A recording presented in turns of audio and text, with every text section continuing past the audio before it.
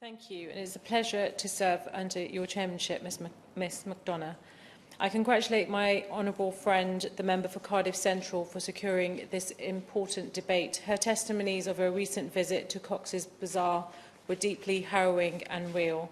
And we've heard a number of excellent contributions from other members too. We heard from the member for Strangford, for Brighton Kempton, the member for Birmingham Northfield, the member for Kettering and the member for St Albans, who raised her concerns regarding the relocation of the Rohingya, and the member for Dundee West, who echoed concerns shared by members before him that the plight of the Rohingya people is clearly one of the greatest human tragedies of this century. Forced by violence to flee their homes, over 1 million refugees have sought haven in Bangladesh, and the majority of whom are in Cox's Bazar. And the speed of displacement has not been witnessed since the Rwandan refugee crisis in 1994, with over 500,000 Rohingya arriving in Bangladesh within 1 month. Cox's Bazar is one of the most flood-prone areas of Bangladesh, with an average of 2.5 metres of rainfall during the months of June, July and August. And to put that in perspective, here in Britain, where we are far from blessed with glorious sunshine, we receive less than 1 metre of rain during the entire year. Time is clearly of the essence, and the pre-monsoon rains have already begun, and the situation is critical. On the 26th of April, a storm damaged shelters and affected several families in the camps, and just last week, a mudslide was reported in Camp 4 in Cox's Bazar, with reports of at least 1 fatality.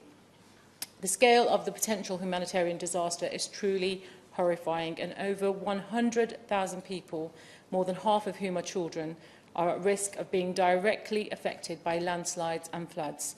And this is only a conservative estimate, because this figure could double should the rains be particularly heavy.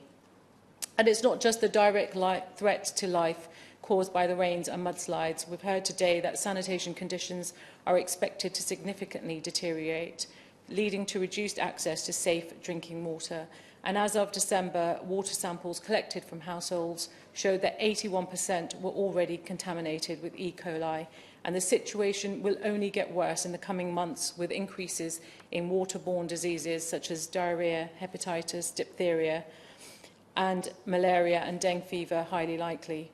According to the International Rescue Committee, 36% of people are already living without access to clean and safe water, a figure compounded by the fact that 46% of the functioning water pumps in the area are at risk from flooding or landslides. Can the Minister confirm if the UK Emergency Medical Team is in position to respond, much as it did between late December and early February, to an upsurge in disease within the camps?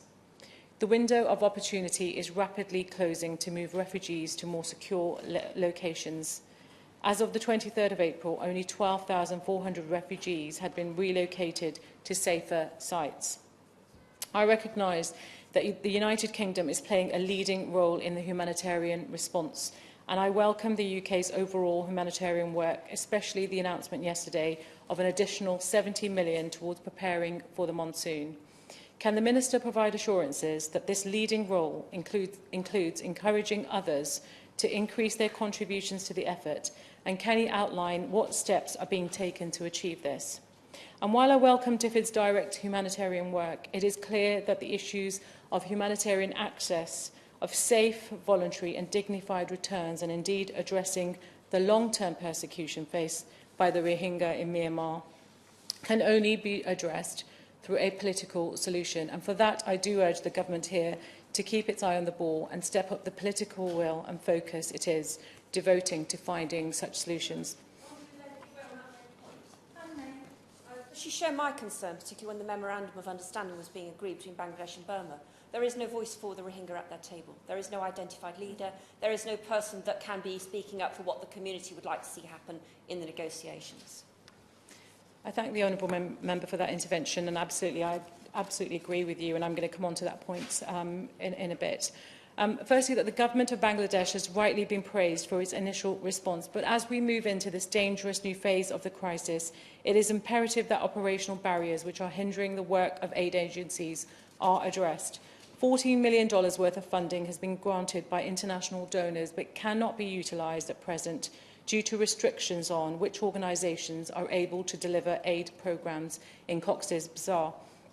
And this has led to the utterly perverse situation of badly needed aid money actually being returned to donors. And in response to a written question that I tabled on the 13th of April, the Minister recognised that international non-government organisations face ongoing challenges with securing and renewing visas and permits, and stated that UK ministers and officials continue to liaise with their government of Bangladesh counterparts on this issue. And with this in mind, can the Minister provide an update on discussions between the UK government and the government of Bangladesh on the process of issuing FD7 visas for international aid organisations to implement humanitarian projects, and that the UK government are pressing for the duration which the authorisation covers to be increased? And in addition, due to further administrative procedures, up to 90% of aid staff are currently having to use short-term tourist or business visas to enter the country. And can the Minister assure me that his department are doing all they can to ensure the government of Bangladesh agrees FD6 agreements with agencies so that their staff are able to apply for the appropriate visas necessary to plan and implement their work?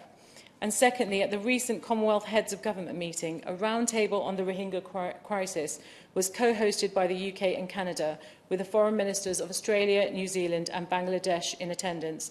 This meeting represented a chance to discuss the crisis at the top level of government.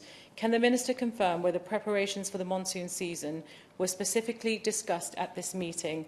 And thirdly, whilst the immediate priority must of course be the impending monsoon, the only permanent solution to the crisis is for the security situation in Rakhine State to be such that the Rohingya are able to return safely and voluntarily to their home.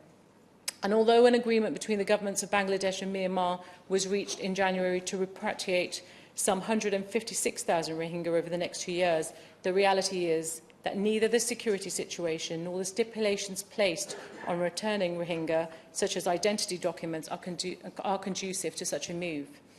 I have met with the Myanmar ambassador myself to raise my concerns about the ongoing treatment of the Rohingya, and I do not believe that blaming the failure of Rohingya repatriations on administrative errors by the Bangladeshi authorities indicates a serious desire on the behalf of the Myanmar government to solve this crisis, and the UK government must maintain pressure on the Myanmar authorities to seriously engage with the issues faced by the Rohingya, not least of those of security and citizenship.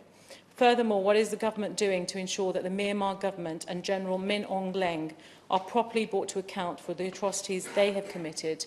And does the Minister not agree with me that the Myanmar government cannot be trusted to protect the Rohingya until they truly feel the heat of international pressure and accountability for what has happened? I welcome the UK continuing to fund humanitarian work in Cox's Bazar as monsoon season approaches, but I do hope that this terrible threat will act as a spur to renew the UK's political will to solve some of these longer-term political problems. Only then will we finally see an end to the suffering of the Rohingya people. Thank you.